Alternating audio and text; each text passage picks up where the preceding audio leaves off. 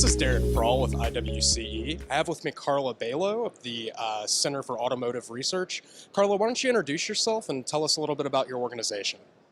Surely, you already said my name, Carla Bailo, and I'm the president and CEO for the Center for Automotive Research. We're an automotive nonprofit think tank. We do unbiased research to really promote the sustainability of the automotive mobility industry. Very good. So I wanted to talk with you a little bit about connected automobiles. What are we talking about when we use that term? Maybe if you could define it and tell me a little bit more about how this is evolving and the future of it. Absolutely. So connected and automated are two separate things. Connected vehicles means that they have a way to communicate either through DSRC or through V2C technology, 4G, 5G, to get weather information, to get roadside information, and also communicating with traffic signals, that kind of thing. Already there are cars on the market that have that capability today. Cadillac is one, Audi is another, and the others are going to be rolling them out by 2020, 2021. When you talk about automated vehicles, that's where we have all of the sonars, the LiDAR, the cameras that all work together to enable the vehicle to basically not only have advanced driver avoidance systems like lane departure warning and things like that, but also then be able to learn situations and to drive on the roadways by themselves. Connectivity is still a big part of that. Autonomy cannot be done well without connectivity to, again, get that outside information that the vehicle needs to make the right decisions. Very good. I wanted to talk a little bit about the timelines of this. You mentioned that there are already connected automobiles on the road today, and we're kind of moving towards autonomous vehicles with some of the features that you mentioned. But how do you see this evolving in the near term and in the long term? Sure. Well, in the near term, we'll have a lot more vehicles that are going to be connected to the infrastructure. It just makes a lot of sense in terms of being able to improve safety and being able to promote more throughput on the roadways. That we're going to have in the early 2020s.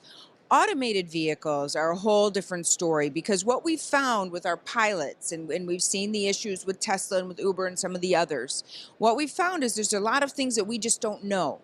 We thought the technology is perfect, and it is if you're in an area of only automated vehicles. But when you start combining automated vehicles with human-driven vehicles, then the number of potential issues gets much larger.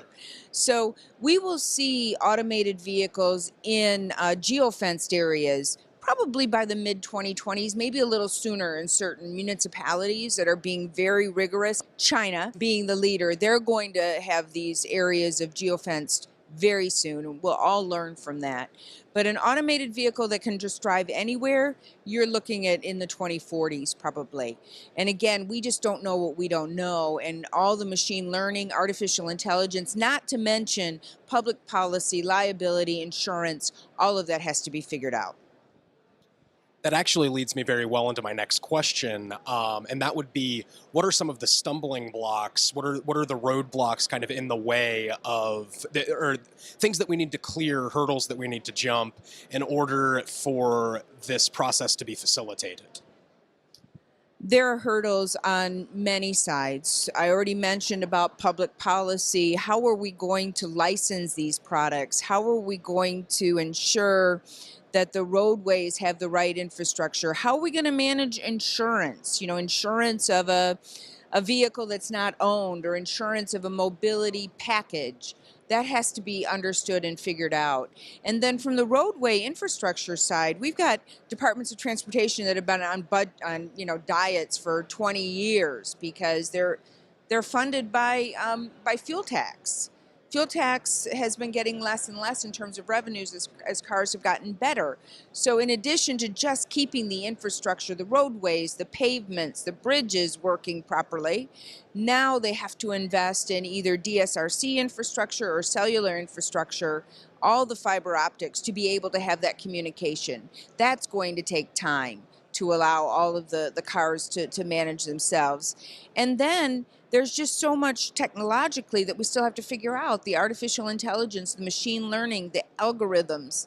We have to understand that as well, so that we have confidence that the vehicle is as safe, if not safer, than a human driver. And we still haven't decided yet what are going to be, how are we going to validate these vehicles and how good is good enough.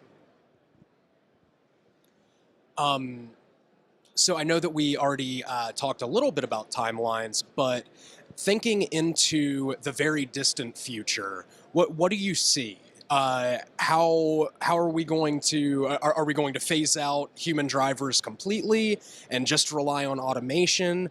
What is that going to look like? Is it going to be the Jetsons? Well, I am a Jetsons kid. I love that show, and a Star Wars and Star Trek geek, right? So, but if you look at what happened when cars displaced horses, it really ramped up relatively slowly, and then came the hockey stick, and horses just, fell off the transportation route, and then the people started buying the vehicles. It has a lot to do with human trust. It has a lot to do with changes in behavior and expectations. We will see that inflection point. The interesting thing now is electric vehicles are starting to follow that same trajectory of cars when they were first introduced versus horses.